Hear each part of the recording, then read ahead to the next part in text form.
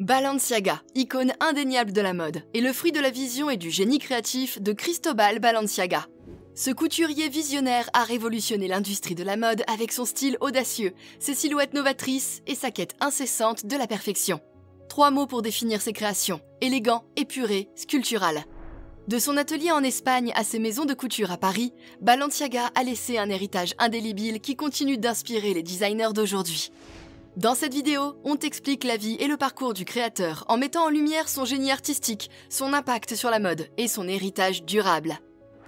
Il voit le jour en janvier 1895 dans le Pays basque espagnol. Son père est marin-pêcheur et maire du village, tandis que sa mère est couturière. Il a un frère et une sœur. Il grandit dans une famille modeste. Son père meurt alors que Cristóbal est encore enfant. Pour subvenir aux besoins de ses enfants, la mère travaille dur et enseigne la couture aux jeunes filles du village. Petit à petit, le jeune homme s'initie et apprend le savoir-faire de sa mère. Plusieurs rumeurs racontent qu'une certaine marquise de Cosa Torres, une cliente de sa mère, aurait remarqué le talent du jeune homme pour la couture. Elle lui aurait commandé une robe et, stupéfaite de la beauté de sa création, l'aurait encouragé et poussé à persévérer dans cette voie. Il commence comme apprenti chez un tailleur alors qu'il n'a que 13 ans. 3 ans plus tard, il passe quelques mois à Bordeaux pour parfaire son français. Il travaille par la suite comme ouvrier puis comme chef d'atelier dans plusieurs magasins. En 1917, ambitieux et plein de talent, il décide d'ouvrir sa propre maison de couture. Balenciaga voit alors le jour. Très vite, le magasin s'agrandit et compte une trentaine d'ouvrières. Le couturier reçoit ainsi des aides financières pour développer sa boutique. Cette dernière se trouve à San Sebastián. C'est d'ailleurs dans cette ville que la famille royale d'Espagne passe ses vacances, dans leur résidence d'été. Très vite, la cour entend parler du couturier et la reine du pays décide de se faire habiller chez la maison Balenciaga.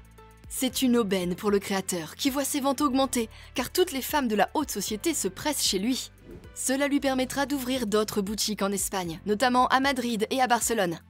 Il effectue régulièrement des voyages en France, notamment à Paris, où il rencontre Jeanne Lanvin, Lelon ou encore Coco Chanel. Cette dernière dira même de lui « c'est le seul d'entre nous qui est un vrai couturier ». Mais en 1931, c'est la chute de la monarchie espagnole. Balenciaga voit alors sa clientèle diminuer petit à petit. Si bien qu'il doit fermer sa boutique de San Sebastián, ainsi que celle de Madrid. Mais il croit en son rêve et il sait qu'il est né pour devenir couturier. Après plusieurs échecs, la guerre civile éclate en 1936 et il doit fuir le pays. Le reste de ses boutiques sont alors fermées définitivement.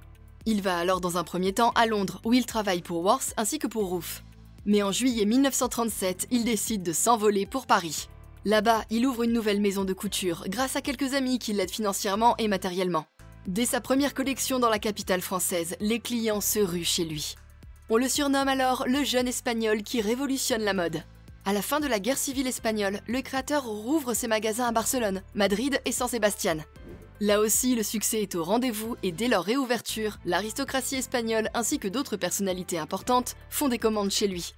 Durant la Seconde Guerre mondiale, les ventes diminuent, mais cela n'arrête pas le créateur et dès la fin du conflit, il fait tout pour reconquérir le public et relancer la haute couture parisienne. Connu pour ses expérimentations, ses volumes et son style épuré, ses tenues sont souvent inspirées de l'histoire et des costumes espagnols, ainsi que de la religion catholique dont il est très proche. Il est connu pour être perfectionniste. Il est extrêmement exigeant envers lui-même et son équipe, veillant à ce que chaque couture, chaque détail soit impeccable.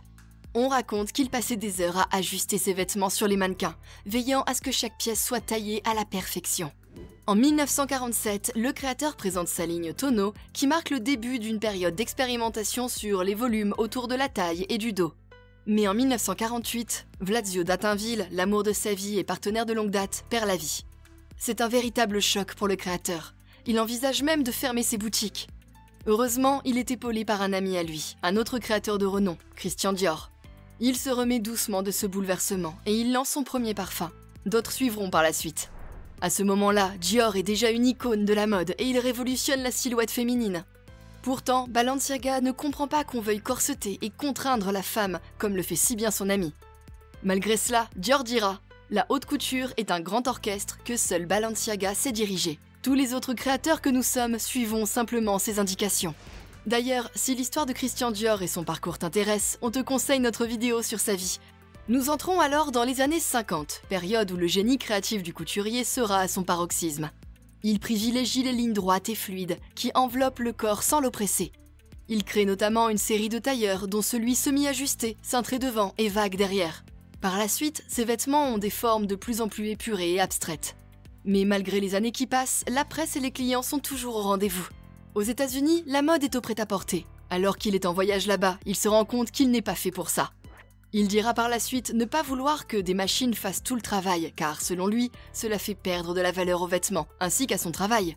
Et c'est ça qui est incroyable chez le créateur. Malgré son mode de fabrication beaucoup plus artisanal et un personnel moindre, son chiffre d'affaires est presque aussi important que les autres maisons de couture.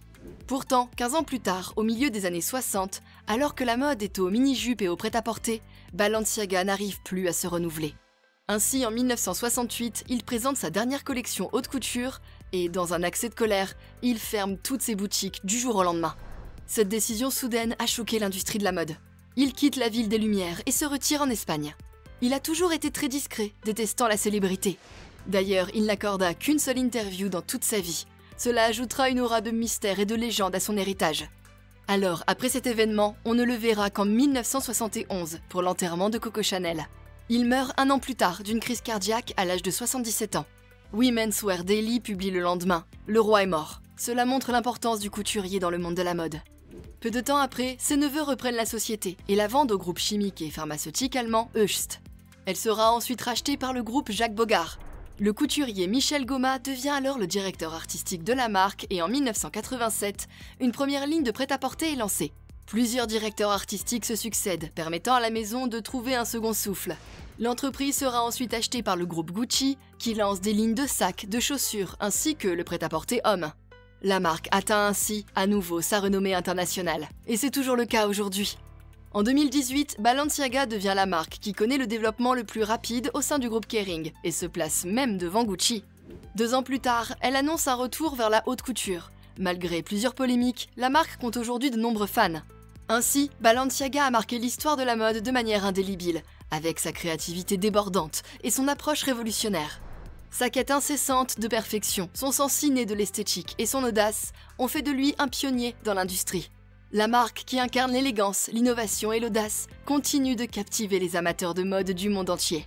Son héritage se perpétue aujourd'hui grâce à des designers talentueux qui préservent l'esprit de créativité et d'expérimentation instauré par le créateur.